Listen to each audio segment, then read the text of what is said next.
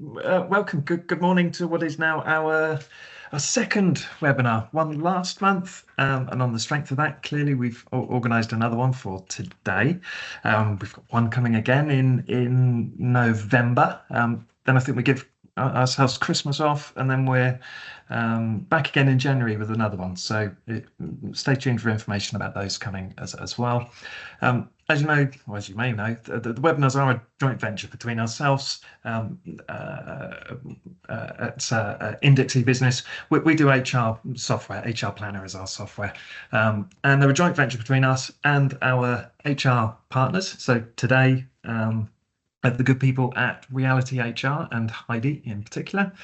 I will be showing you a little bit of the software later on, but now I'm going to get out of the way. I'm going to hand over to Heidi, who's got plenty to say on the induction and probation and the rules and changes that are upcoming. So enjoy the next half an hour or so, and I'll catch you on the other side. So Heidi, over to you. That's brilliant. Thank you so much, Steve. Well, as Steve says, I'm from Reality HR. I'm head of learning and development at Reality HR. My background is as a HR consultant here for quite some years, and then the last 5 or 6 years really focusing on L&D. Really, that's because I'm the only person in our team of 23. I'm the only one of us that's happy to speak in front of people. Some of you will be sitting there thinking, public speaking, never. Well, I don't mind it too much. So that's kind of learning and development came my way on the basis that I don't mind speaking in front of groups of people. Mostly we do our training in face-to-face in classrooms, but of course, with a few years ago when we had to make the move onto Teams, we've done more and more of these types of webinars. So it's great to see so many of you on this morning. You can all see that we're recording, so just wanted to let you know if you've got cameras on, feel free to turn them off. We will not be offended in any way, shape or form, but if you've got a camera on, that does show up on the recording, which is going to be shared after the session. So what am I going to talk about today? As Steve says, he's going to let me talk. I say I'm happy to speak in front of groups of people. I'm also happy to hear the sound of my own voice, luckily. So I've got a lot to say today. It's a big topic. I've got recruitment, selection, interviewing, induction and probation. A whistle-stop tour in half an hour. And just to set into context really why we're doing this today, I mean, obviously these are important topics for businesses at any time, but really we're looking ahead to changes that we are expecting in upcoming legislation from our new government. So when the employment bill comes into public domain, we are expecting that within, well, probably next week. We are absolutely expecting to see day one rights strengthened for employees. You might have heard that in the headlines. Now, in the election manifesto and absolutely in the headlines recently. So I thought it might be useful to just explain a little bit about what day one rights means and then link that back to why we're talking about recruitment, selection, probation today. So at the present moment, employees have a couple of things that they have a right to from day one of their employment. They have a right to a written statement of terms and conditions, so a right to a contract on day one. We have the right to request flexible working from day one of our employment, and that's a newly brought forward right. That used to be 26 weeks service before you had the right to make a flexible working request. Now, there is a anticipation and expectation that we're going to see additional day one rights coming. So things that currently have a time period before they become a right will become a right much sooner. So things like parental leave pay in particular. Currently, you have a 26-week window before you're entitled to some of those payments. We're expecting those to become a day one right. The thing that really is on our agenda to talk about today is around the right to be dismissed fairly and through due process. At the moment, employees only have the right to make an employment tribunal claim for unfair dismissal once they've accrued 2 years service. That is going to become a day one right with the exception of probation. Now, we don't know exactly what that's going to look like yet, because, as I say, we're expecting the Employment Rights Bill within the next week. But what we do know is bringing forward that 2 years, making that a shorter time period, is going to have an impact on some employers. Some of you listening to this morning may be thinking, well, we would never dismiss anyone without following a full due fair process. Great, that won't make much change for you then. So what we cover this morning is going to be just a good refresher for you. For those of you that do use that loophole, maybe we might call it a loophole in the legislation, that means that we can use a shortened or in fact non-existent process to dismiss people and not have the risk of an unfair dismissal claim against us. For some of you guys, you might be thinking, God, this is going to be a nightmare. We actually rely on that because our probation processes aren't maybe robust enough, or our jobs are so complex that it takes longer than our 3-month probation to actually decide whether the person's right for the business or not. So for you guys, that's really why we're here today. We wanted to spend just a little bit of time recapping on really good best practice recruitment processes, induction processes, and probation, because I think probation, we are going to see lots of talk about probation over the next 6 months as this new bill makes its way through the houses, through the parliamentary process, and becomes law. So we're going to hear a lot about probation. So I thought today might be just useful to do a bit of a recap on what best practice might look like, and it might give you some hints and tips to strengthen your induction and probation processes in preparation for what could be quite a dramatic change with our right to make unfair dismissal claims. I didn't say, but if anyone does have any questions, please do feel free to put them in the chat or the Q&A option, and then I'll pick them up at the end. I'm probably unlikely to be able to keep an eye on them as we go, because I've got a lot to try and cover in terms of content. But if you do have specific questions, pop them in the chat and I'll either answer them live at the end of the session, or I'll follow up with you on a one-to-one after the session if it's something that's quite individual to your business. So I'm going to get going. I am going to make sure that there's no one waving hands at me or anything. No, absolutely. So I'm going to get going on just a little bit about recruitment, really. So a few kind of hints and tips, really, things to make sure you're considering when you're looking at recruiting somebody. Now, I can't stress this point enough. When you think you might have a vacancy or someone leaves your business and you're thinking about replacing them, spend some time up front thinking through what it is you actually need. Do you really need to replace that individual? And do you need a like-for-like replacement? Or are there likely to be changes to the organisation, to the job role, to the function? Is there any way to future-proof that role? Are there going to be new skills needed? Are you going to be changing the scope of your business? Are you bringing in new technologies? So we often find that people, particularly people who have done jobs for a long time, make the job their own to a certain extent, and they really only do the parts of the job they like or really excel at. And so actually what you might recognise is spending this time up front reviewing the job, the vacancy, before you do anything at all. You might recognise that actually there are things missing, or there are things that this person didn't do that we need covering. Spending some time planning how can we bring flexibility into this job will also stand you in good stead.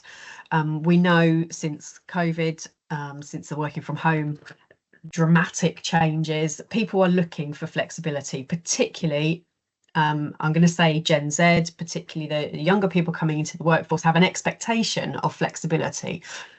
I've just mentioned day one right to request flexible working. So even if you aren't particularly advertising a flexible role, every employee now automatically has the right to ask for this to be made flexible. So doing this thinking time, preparing, planning time up front is likely to, again, as I say, stand you in good stead for what might well be coming. So is it a full-time or part-time job? Could it be a job share? Could it be work from home? Could it be hybrid? Could it be done in a different way than it's been done in the past? The world of work is changing. The world around us is changing dramatically. So are you keeping up? And alongside this thinking, this sort of introspection, I also think it's really important that you make sure you've got a current job description. We all know what a job description looks like. It outlines some of the tasks, the roles, responsibilities of the job. But as a part of that job description, or potentially as a separate document, you really need to have a person specification. What personal attributes are essential in the person who's going to do this job for you going forward? What qualifications, knowledge, skills, competencies do they need, but also what experience do they need? And also what behavioural things are you looking for? So how do they do the job? What attitude do they bring? Do their values and vision need to chime with your team or with your organisation? So this is going to be the absolute foundation of your recruitment process, getting this bit right.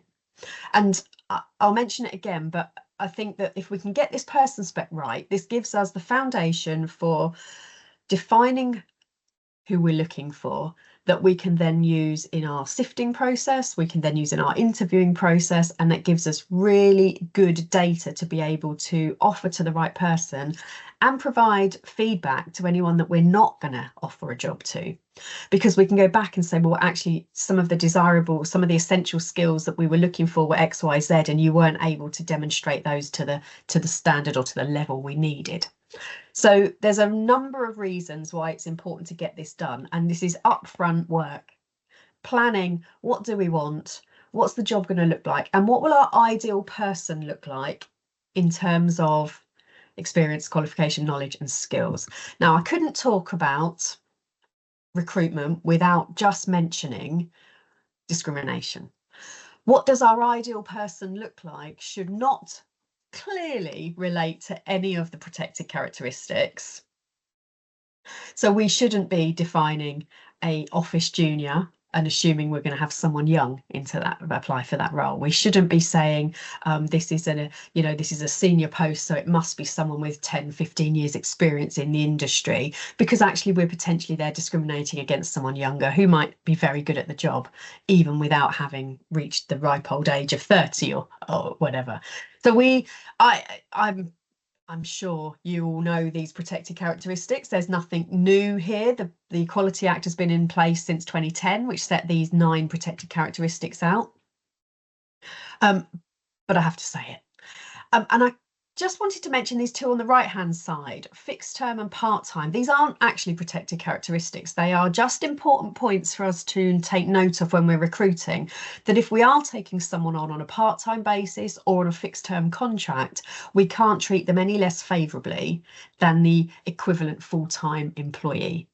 So again, just something to be aware of. And if anyone's got any particular questions on those, do feel free to grab me afterwards, and I'm happy to talk about those. They're contractual changes that we cannot treat anyone less favourably on. So I'm scanning through a couple of my slides because, as Steve said, I've got a lot to talk about. I have way more than half an hour's worth of slides to talk about, so bear with me if I'm jumping across things. I'm trying to pick out the most relevant and important parts for you. So I just mentioned sifting or shortlisting candidates. Make sure you are responding to all of your candidates and you're reviewing their CVs or their application forms, whichever process you use, in light of your person specifications. So you're only taking into account relevant, objective information. We're discounting any personal information. You may have heard of companies that do blind sifting. You may have heard of that, blind sifting, where we redact information such as the person's name and date of birth, so that we actually try and ensure a much more objective approach where we don't allow any of our potential unconscious biases to influence. You may use an ATS, an online system that may have some AI technology involved that does your sifting for you. Great, as long as you're absolutely confident that whoever's written the program to do the sifting has written that without any bias or discrimination built into the system. And we have seen issues, concerns, risks where technology doesn't necessarily bring objectivity because it's only as good as the programmer. So I think that there's just a quick reminder to us all that there are many opportunities during a recruitment and selection process to for discrimination or bias to creep into the process, and it's just a good, it's a good watch out for us all to remember that actually we need to be really objective, really on this. We need to be thinking about who's going to want to come and work for us. You're probably all finding it's quite difficult to recruit at the moment. We are in pretty much every industry struggling to find good candidates. There are more jobs than candidates available. So we need to make sure that when we're advertising, when we're interacting with our candidates, we're giving them the best possible candidate experience, and we're selling a really positive image of our company. Now, obviously it's got to be honest, it's got to be accurate, but we should be presenting the positives about working for us. What's great in our company? What do we do well? What stands us out from our competitors? What are the benefits? What are the career opportunities within our company? So all of those things are going to be really important for us to make sure that we promote in our advertising. We make sure that we are consistent and positive in all interactions, so we don't leave our candidates hanging. We respond in a timely manner. We respond to every candidate. I mean, how many times do you hear of people, well, I sent out 300 CVs and I didn't hear one single response back? Now, actually, I think to differentiate yourself from your competitors just by responding, even if it's to say, thank you, we've been overwhelmed and with response, and we're not going to take you further at this time, just to respond is quite rare in the world of job searching. So you will stand out favourably if you do take the time and trouble to do that extra step at every stage of the process, whether you're at interview stage, before or after interviews. And then your interviews, oh crikey, I'm rattling through this morning, but interviewing is going to be so important to help us get the right candidates. We know that it's going to be harder to exit people from the business with the tightened employment laws. So we need to be more confident than ever that we're bringing the right people in. So our interview skills are going to be absolutely crucial, as are our probation processes. We would normally recommend a competency-based interview rather than just a chat. I speak to lots of clients, lots of companies where they say, oh, we're really small, we're really informal, we're really casual, we just have a chat with people. And while I think that there is absolutely some value in just having a chat with people, that shouldn't be your only part of your interview. I think that building a process, a whole selection process that includes having a coffee and a chat, but also includes a competency-based interview, is really helpful. And potentially also includes some sort of testing or work trial or job trial. This helps both the candidate understand a bit more about what the job's going to be like, what your company's like, and is it right for them, but gives you a much broader picture of their skills and knowledge. You'll have all come across people who interviewed brilliantly and then were absolutely atrocious when they started work, and probably vice versa. People who didn't interview well, but once you gave them a chance, actually they were excellent in the role. So giving people a variety of ways to prove to you that they're the right candidate, and for you to see all aspects of their personality and all aspects of their attributes, is going to be really helpful for you. So absolutely have a coffee, take them on a tour of your site, let them meet some of the team, also do a formal behavioural interview, and also consider some sort of tests or work trials. I've put a few ideas on the screen here, which you may or may not use. And again, if you want any more information on any of these, I'm really happy to have a follow-up conversation. We use a couple of different psychometrics. These are personality profiles. They're not tests because they're not testing anyone's personality. They are profiling people who are likely to enjoy a particular work environment, people who are going to enjoy a particular type of work, people who have potential for learning. So personality profiling is one aspect we could look at. You might also be considering ability testing. So this is much more technical. Maybe if you're taking someone on who's going to be using, I don't know, using lots of complex data in Excel, you might want to do some sort of Excel test? Can they set up spreadsheets if that's what they're going to have to do? Or maybe it's about data entry. Maybe a data entry test is going to show their attention to detail, if that's going to be important for the role. So the focus of the test will depend on the type of job you're recruiting for. We never use selection tests in isolation. They're always part of a process, as I've already said. Maybe you telephone interview them first, you do a formal behavioural interview, you'll invite them back for coffee and some sort of testing. That's a great process. Be mindful of not making the process too long. But actually, if you do want to do a number of stages, let the candidate know that up front so they know what to expect. And in most cases, candidates will really appreciate the effort you're putting in and the time that they spend with you, because they're going to get a really good picture of what your company's like, as much as so that they know whether it's the right role for them. Leaving a job where you are secure is quite a big step for most of us. So to give them the opportunity to learn lots and lots about your company is actually going to be really helpful for them in giving that confidence that this is the right thing for them to do. But it's about communication. It's about making sure that you are timely and upfront in what you're going to be asking them to do. I've made a few notes here about the documentation, about the paperwork side of things, about the red tapey work side of things. My job in HR is to make sure all the paperwork's right. So make sure you are keeping interview notes for anyone you do see face-to-face or telephone interviews. Make sure you keep those interview notes in a professional and objective manner. You will have all heard, I'm sure, about subject access requests, a data subject access request, or a DSAR, we tend to call them. Any candidate has the right to request a copy of any notes or records you have, any personal data you hold about them.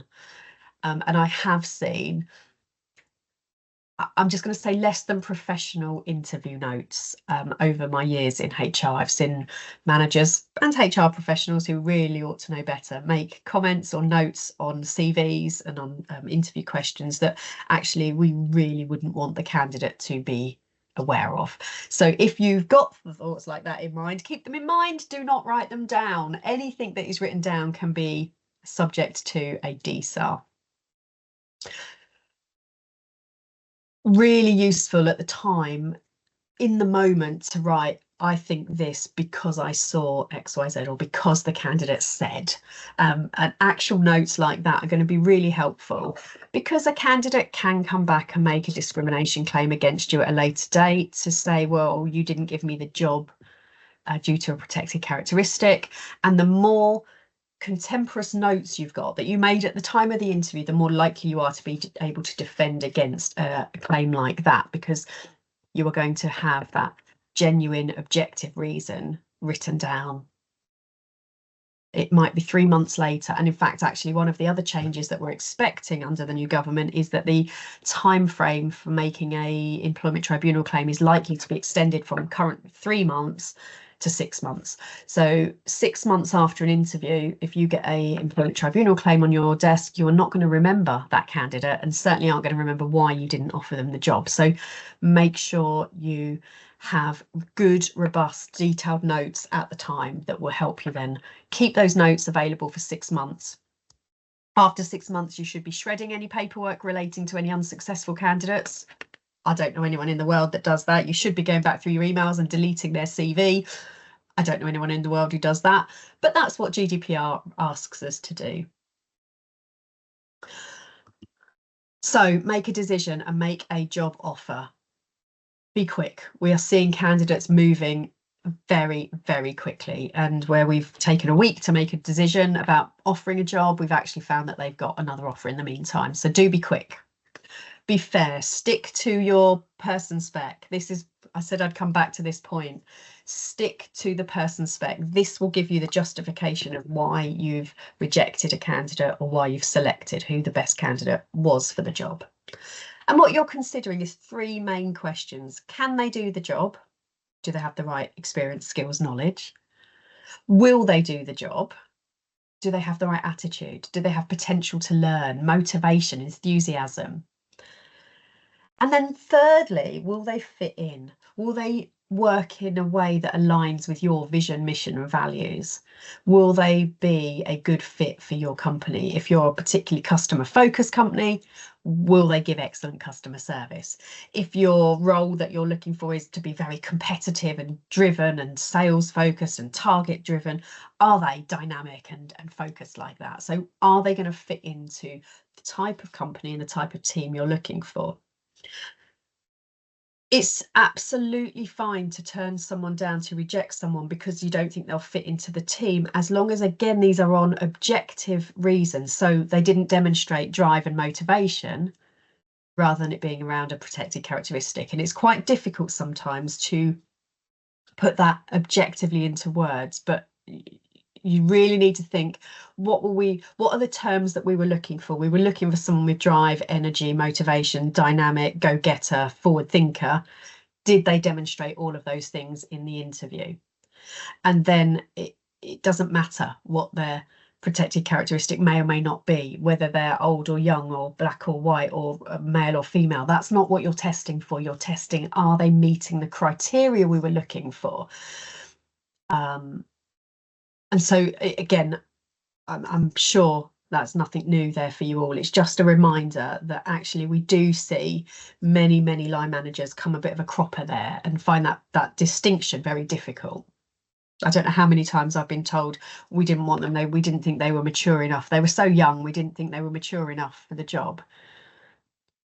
And that's the word young there is something that we cannot be using as a reason to turn someone down. Maturity, fine, but that isn't necessarily automatically linked to age. So we've just got to be careful that we've got that objective language.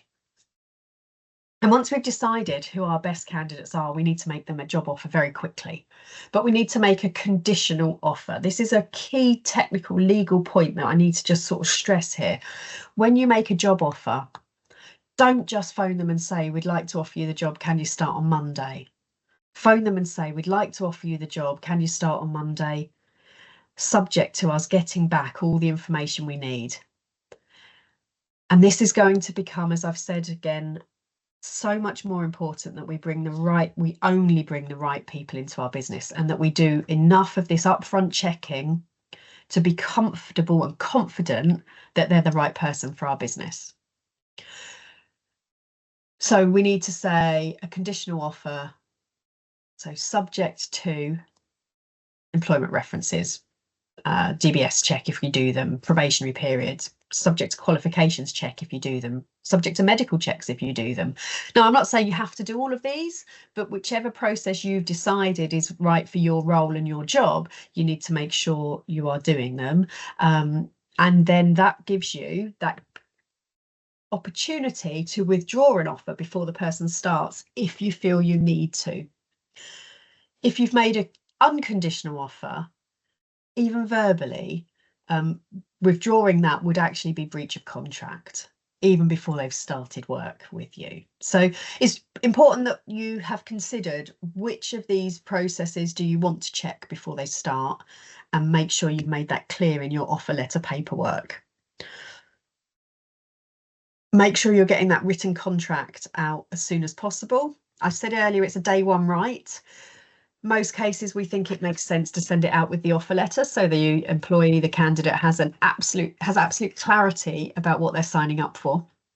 There's nothing hidden in our contract, it's a contract of employment, it's got lots of clauses. Let's just let the employees, the candidates, know beforehand what they're going to be signing up for. So get that information out early to them. And then the candidates that you've decided not to offer to at this stage. I've mentioned this already about being in touch with unsuccessful candidates. And I think if they've taken the time to come for an interview, particularly if they've been through a few stages with you, really, really useful to provide them some personalised feedback. So something constructive that they can actually understand. A couple of reasons. It's good best practice. It's a polite thing to do, the right thing to do maybe. It gives a really positive impression of your organisation that you've taken the time to do that. It's also likely to head off any potential discrimination claims that the candidate might have made against you. So if I've been for an interview somewhere and I felt the interview went really well, and I think on paper and my CV matches their job advert, and then I get an email saying, thank you for attending an interview, we will not be taking your application further. My first thought is, why not? The interview went well. I like the interviewers seem to like me. I meet all their criteria. I've got lots of good experience. And then I might start thinking, well, is that because I'm a woman, or because I'm a woman with children?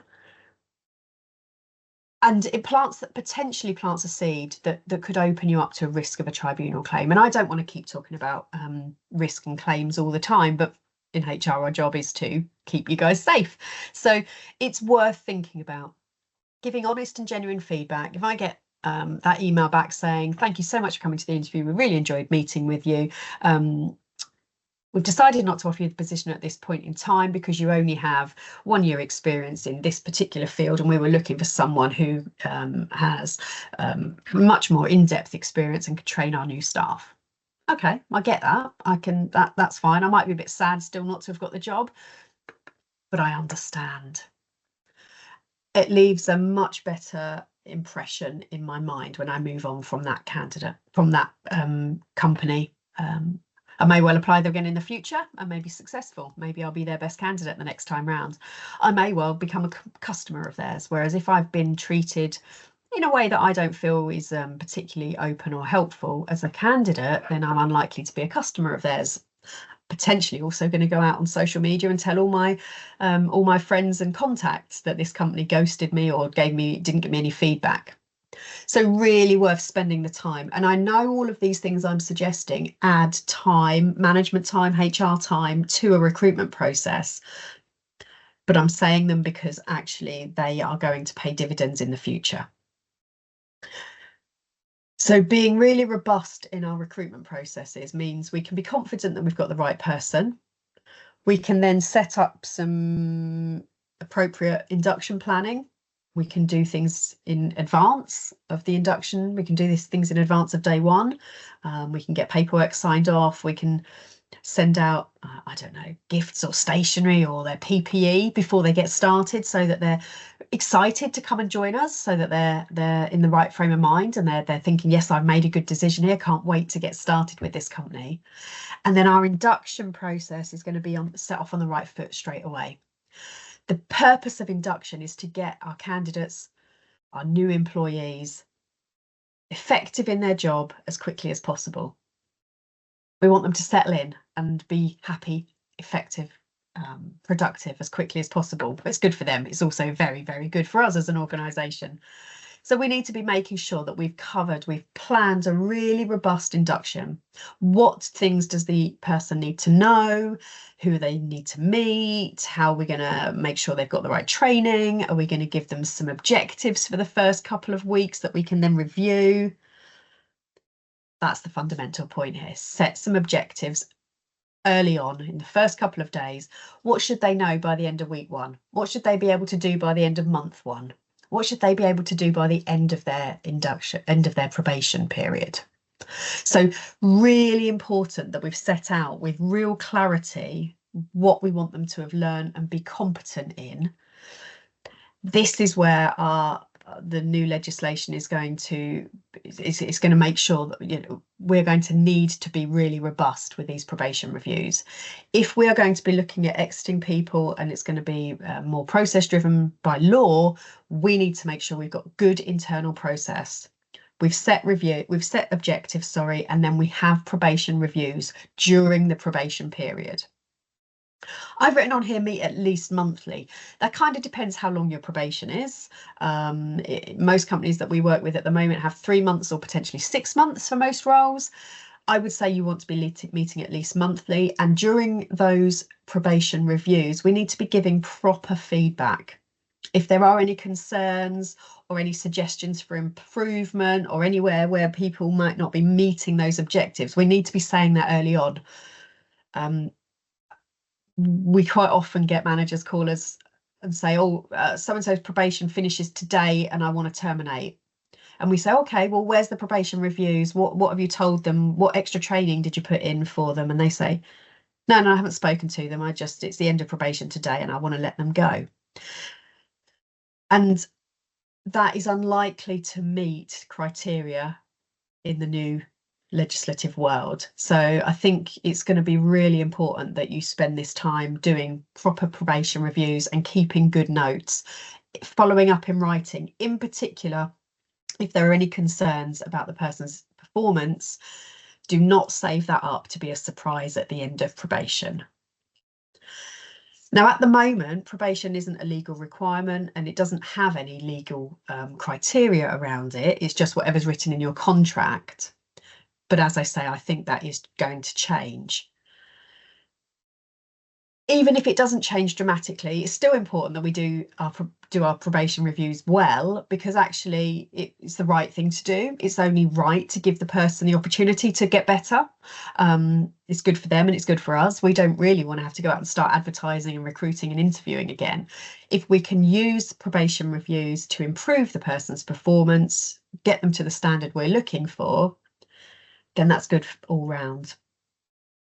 If we do have to exit someone during their probation, if we do have to exit someone early in their career with us, we definitely want to do it during probation before their longer notice period kicks in, so it's cheaper for us. That's a very cynical viewpoint there, but that's the commercial realities. It's cheaper to exit someone during their probation because they normally have a shorter notice period.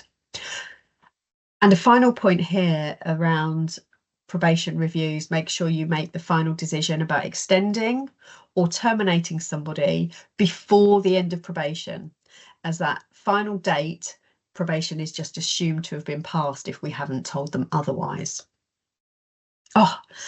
36 minutes I've talked. I hope that my whistle-stop tour around some highlights have been interesting and given you some food for thought. As I've said a couple of times, I'm really happy to answer any questions either now or afterwards. I'm just going to come back in to see everybody and see if there are any questions in the chat, and then I'm actually going to hand back to Steve, who's going to show us how the HR Planner platform can actually help with managing some of those processes that I've just whistled through. Yes. Yeah, indeed. So I don't think there are any questions for you there. So, there is one actually. Sorry, yeah, Steve. There is one just popped in. Yeah. Should you provide feedback if the personality isn't a good fit and risk upsetting the candidate? I think you need to go back to my point about what is it you're looking for in the first place.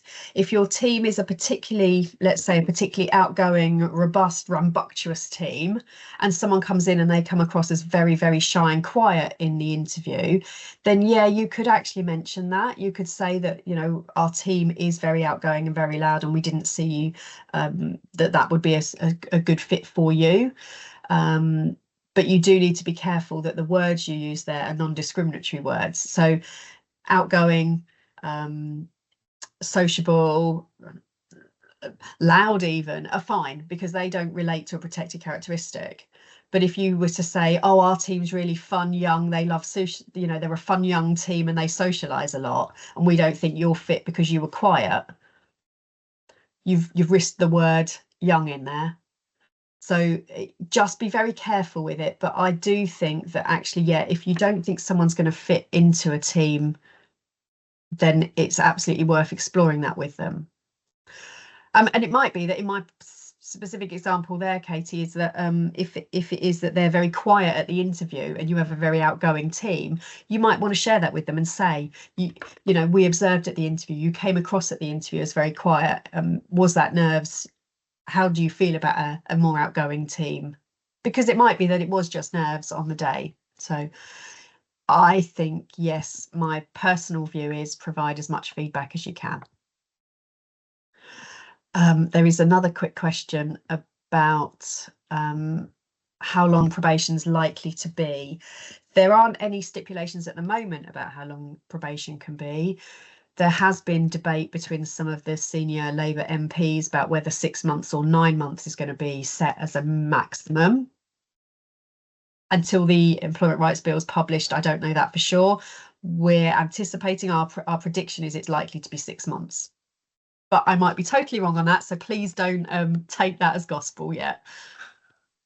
And then, will new laws impact fixed term contracts? We don't think so. We haven't seen, as far as I'm aware, I haven't seen anything at all in the Employment Rights Bill, or likely to be an Employment Rights Bill, that's going to change fixed term contracts. There's definitely change coming to casual and 0-hour contracts, but I haven't seen any anticipated changes to fixed term contracts. So in your example there, Emma, if a contract was fixed for 12 months and you want to extend it by 2 months, could you give normal notice and reason at the end of fixed term contract? Yes.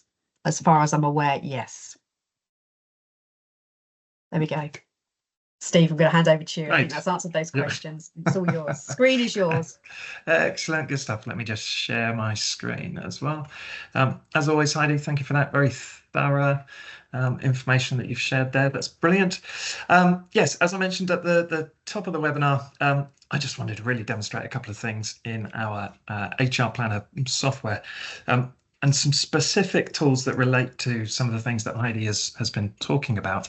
Having said that, I think it's going to be useful for me to give you just a brief 2-minute overview of all of the things which are in our HR Planner software. So straight away, with all HR software, as you would expect, there is a full absence management suite of tools. So yes, employees can view a company calendar when their colleagues are in and out of the office. Employees can raise and submit requests and submit those to their line managers for authorization or not, as the case may be. And behind the scenes with absence management, there are a tremendous amount of tools for your HR team to really just fine tune that. So whether or not employees are full-time or part-time, whether their allowance is given in days or in hours, how many people can be away at any one time, whether allowance can be carried over from one year to the next. A lot of tools in there for managing absence management. There is a company directory. And a company directory here really just showing work contact information, and you're in control of what information is shown here, but it's things such as departments, extension numbers, email address of my work colleagues, but within that also, although not publicly available, is your personal contact details of your employees as well. So you can capture things like their home addresses and emergency contact details, and sort of things Heidi was talking about earlier as well, around employment start dates and probation lengths. You can add in fields into the system to capture any sort of information that you need on this. And I'll come back to things like the review date and how you track those a little bit later. So lots of information you can capture on your employees. There's a salary module held within here as well, so you can track your employees' salary over time. There's an expenses section too. So employees can raise expense requests, they can upload receipts, and they can submit those again to their line manager or to directly into finance to authorize their expense claims. Documentation within HR Planner. So yes, you can upload documents to employees' records. So documents that relate specifically to an employee. So you might want to upload their employee contract and any offer letters and the sort of documentation that Heidi was mentioning earlier. You can upload those, save them on the system, and they're relevant to this particular employee. But there's also I'm going to say public facing, the public being your employees in this sense, a public area for documents that you want all of your staff to have access to. So you might want to host your HR handbook, your documents around annual leave policy and so on. So all employees can have access to this area, and indeed you can actually control it. So yes, I'd like all my employees to have access into our HR policy, but our business financial documents, well, I just want my senior management team to have access to those. So you can control who has access to these documents too. And two further modules on my sort of quick, well, as I enter my 4th minute of my 2-minute overview. Two other modules within it is the reports. First of all, reports. So there's a great report module in here with saved reports which allow you to run. Nothing technical about being able to do this. You can run reports around absence, which will give you a list of people with what their allowance is, how much time they've taken, how many days they've got left to take. Very easy to run reports, but there's a report designer tool in there too, which is useful, and I'll show you this later, where you can create your own reports based on any of the fields in the system. So it's great to have all that data in there. It's clearly important to be able to get that data out as well. And the last module on this overview is really the employee feedback section. And the employee feedback section is really where you can create questionnaires. You can distribute those to your employees, and then you can review the results of those questionnaires, whether it's looking at how a particular employee answered that questionnaire or how you as a company responded to that questionnaire. And once more, built into the system is numerous common questionnaires, so around employee satisfaction surveys, what do we think about remote working and so on. And you can submit those and review the results. Now, in particular to new employees and that induction process, one of the great things about HR Planner is it's a web-based system.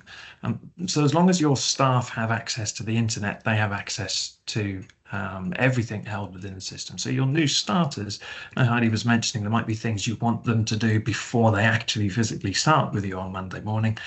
Well, just giving them a username and password allows them access into the system.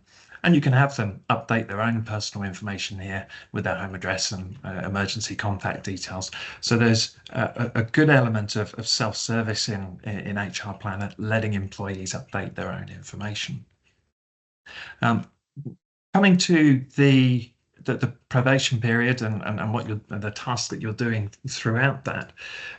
If you've only got a handful of new starters, it might be that you can keep track of those review dates that you've set in place for them quite easily. So I've set a review date here for Amy for the 15th of October. Well, I can just go to a record and see when that is. But if I've got more new starters spread over time, a great feature for any date field in HR Planner is that you can set automatic notifications on these. So as those dates approach, the employee, their line manager, person in HR, whoever it needs to know, can be automatically sent an email notification that review date is upcoming.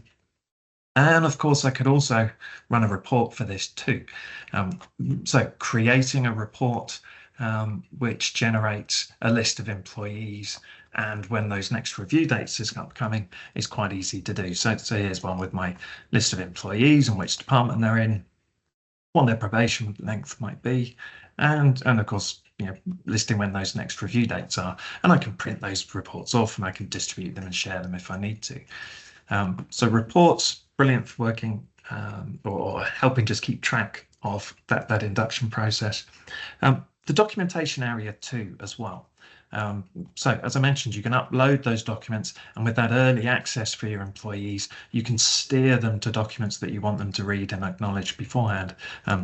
So policies around leave and flexible working and so on, they will have 24/7 access to that information too. You can even host for your line managers, perhaps meeting templates for that review meeting. These are the sort of things we need to be clarified in those meetings when you hold them. And finally, for those new starters, is how you use the survey section as well. So I've created just an employee induction form here, which you can distribute to your new employee and have them acknowledge that, yes, I've read the HR handbook. Yes, I'm aware of the health and safety aspect of my role. I've read the IT password security, whatever it might be. And yes, I've also logged in and I've updated my personal details that you've asked me to as well. And what's more, having acknowledged that they've read those documents, you can have them sign that form and complete it. And once completing that form, a couple of things happen. One is that form can then be sent on to their line manager or onto HR, so you can review that document that they've signed.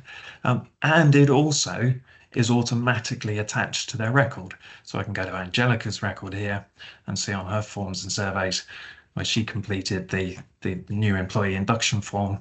And yes, I can see that she's read all of those things that I want, and she's signed the form as well. So that's held on her record too. Can I jump in, Steve? Sorry, I was Yeah, just go ahead. thinking that our last webinar together, we talked about the upcoming sexual harassment legislation, and that surveys, that form there to sign off that you've seen a new policy is going to be something that's absolutely crucial around your new sexual harassment policy. So just thinking about what we talked about last time, so I'm sure some people are on today that were on last time. You need a new sexual harassment policy that tells people what your responsibilities and their responsibilities are, and they need to have signed something to say they've seen that policy. This would be absolutely perfect for doing that. So Yes, yeah, indeed. And similar with those surveys, it may be that you need to that your senior managers aren't quite aware of that sort of policy and what sort of things they need to be doing. So you can perhaps initially say, well, is there any other information you need from us in HR to help you with this? So the survey form can be distributed just to those senior managers, so you can identify the gaps in their knowledge. Then you can provide them with that information, and then perhaps do that survey again in 6 months' time or this time next year. And you can see as an organization, okay, well, we're far more clued up on those aspects of things than we were Brilliant. 12 months ago. So yeah, employee feedback, the surveys and questionnaires are really useful in that sense. So that, again, as another whistle-stop tour, broadly speaking, that's all of the modules within HR Planner. Some specific tools there which help with employee induction. And what I'd like to do for all of the attendees, I'll drop you all an email over the next day or two, really just with a personal invite to spend a little bit longer, less rushed, and give you a one-on-one demonstration. Whether you're new to HR software, and I can walk you through the process of how you would set up a system and how we would help with that. Or indeed, if you're using existing HR software, with plenty of tools in place and plenty of experience in helping people move from one system to another, including data import and all that sort of thing as well. So happy to chat through those. I'll drop you an email over the next couple of days. Unless anybody has any questions, or if any other questions. You've just had a quick question in the chat, Steve. There's a quick question in there. Claire's just asked, do we have holiday bookings in the toolkit? And I think you showed us the planner, didn't you, to start with? Yeah, absolutely. So within HR Planner, yes, there are any type of leave that you wish to request. So yeah, holiday, sick leave and absence is already included in there, but you can add in any types of leave that you wish. Training is a good example, maternity leave, time off in lieu, carers leave is something you mentioned earlier as well, parental leave. These are all new types of leave that are coming on board now. And yes, they're separate to holiday. You can book parental leave and it doesn't necessarily have to come out of your holiday allowance. You can add in those different types of leave type that are important to you as a company and track those within the system as well, whether or not they have an allowance, whether they do, and so on. And just so you know, this isn't real data. I'm sure you'd cottoned on to the fact, but I'm not sharing any information here that I shouldn't. And everything is turned on in a sense. So there's a lot of privacy built into HR Planner, which will hide people from the calendar, will hide leave types from the calendar, will hide people from the directory and so on. There are great tools in place about allowing people access to certain areas, restricting people to certain areas as well. So as I mentioned, happy to run through those on an individual basis over the coming weeks. Wonderful. And I think we're going to send out some information afterwards, aren't we, Steve? So certainly we're going to send out some information. Thank you all so much for coming on. Or you've got another question, Steve, there coming in about entitlement for different types of staff contracts. Can we calculate leave entitlement for different types of staff contracts? Yes. Yes is the answer. So whenever you add a new employee into the system, system does a couple of things. It will work out what their allowance should be based on when they join you through the year. So clearly they're not or necessarily entitled to their full allowance, and on their working pattern too. So if you have a part-time employee, you can put in their working pattern and the system will calculate what that person's allowance should be. And with all of these things, it's a suggestion. So yes, you can take that as what allowance you want it to be, or you can round it up, or you can change it. You can give them the full allowance. You've always got that flexibility in there. But yes, adding new starters, the system will calculate for you what that prorated leave allowance should be.